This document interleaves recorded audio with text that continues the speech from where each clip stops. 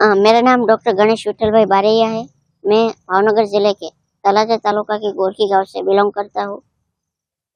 आप शुरुआत हुई, आपके हाइट 3 फुट की है, उसको लेके पढ़ाई से लेके एमबीबीएस करने तक कैसा सफर रहा? जी, ये सफ़र की बात करूँ और सबसे पहले मेरे स्टडी की बात करूँ तो मैंने प्राइमरी का एजुकेशन मेरे गांव से लिया है और माध्यमिक का एजुकेशन मेरे बगल के गांव से लिया है और साइंस का एजुकेशन नीलकंठ विद्यापीठ तलाजा में से लिया है। जब मैंने 12th साइंस पास किया और उसके बाद आने वाली नीट यूजी की एग्ज़ाम 2018 में दी और एमबीबीएस में एडमिशन के लिए अप्लाई किया, तो मेडिकल काउंसिल ऑफ इंडिया ने मुझे मेरी डिसेबिलिटी की वजह से रिजेक्ट किया गया। उस टाइम में खूब बहुत ही डिसअपॉइंटमेंट हुआ और मैंने ये रिजेक्शन की बात मेरे प्रिंसिपल नीलकंठ विद्यापीठ तलाजा के प्रिंसिपल डॉक्टर दलपत भाई कातरिया और रेवती सरवैया से की। तो उन्होंने ये बोला कि हमने तुझे एक डॉक्टर बनने का सपना दिखाया है, तो हम उनको पूरा करने की पूरी कोशिश करेंगे। इसलिए हम गुजरात हाईकोर्ट में केस दाखिल कर रहे हैं। तो उन्होंने गुजरात हाईकोर्ट में केस दाखिल किया। 2 मंथ के बाद गुजरात हाईकोर्ट में हम केस हार गए। फिर उन्होंने सुप्रीम कोर्ट ऑफ इंडिया में केस दाखिल करने का डिसीजन लिया और सुप्रीम कोर्ट में केस दाखिल किया।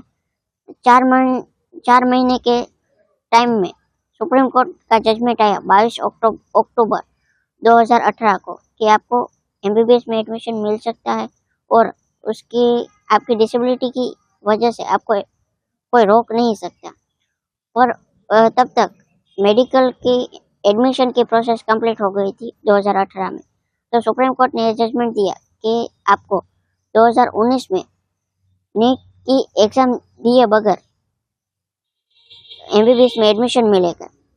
इसलिए आपके लिए 2019 में एक सीट रिजर्व रहेगी। तो मैंने 1 अगस्त 2019 को गवर्नमेंट मेडिकल कॉलेज भावनगर में एमबीबीएस में एडमिशन लिया और ऐसे मेरी एमबीबीएस की जर्नी स्टार्ट हुई और फरवरी 2018 में मेरा एमबीबीएस कंप्लीट हुआ।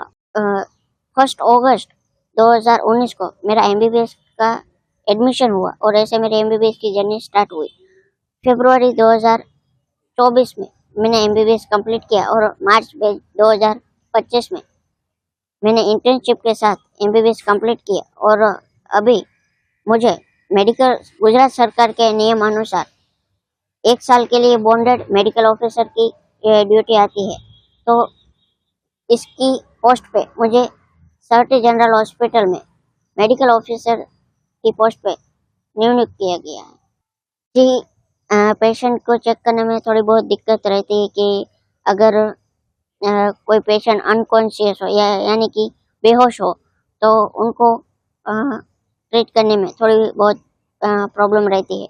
पर जो पेशेंट कॉन्शियस है तो उनको वो भी कोऑपरेट करते हैं और ऐसे उनको आसानी से ट्रीट कर सकता हूँ। जी, कई तरह के फीडबैक मिलते हैं। कभी कभी पॉजिटिव फीडबैक मिलते हैं, कभी नेगेटिव भी मिलते हैं। और कभी कभार ऐसा होता है कि पेशेंट बोलते हैं कि मैं इनके पास ट्रीट नहीं कराऊंगा, तो कोई दूसरा डॉक्टर आके उनको ट्रीट करता है। पर मैंने कभी उन पे कोई गुस्सा या क्या डिसअपॉइंट नहीं हुआ। शायद उनके भी अलग ही थॉट होंगे और जो नेगेटिव लोग होते हैं उनको कभी पॉजिटिव हो ही नहीं सकते। तो ऐसे रेयर ही केस होते हैं जो नेगेटिव फीडबैक देते हैं, but mostly patient positively behaviour करते हैं और पॉजिटिवली फीडबैक देते हैं और अच्छे से कोऑपरेट करते हैं।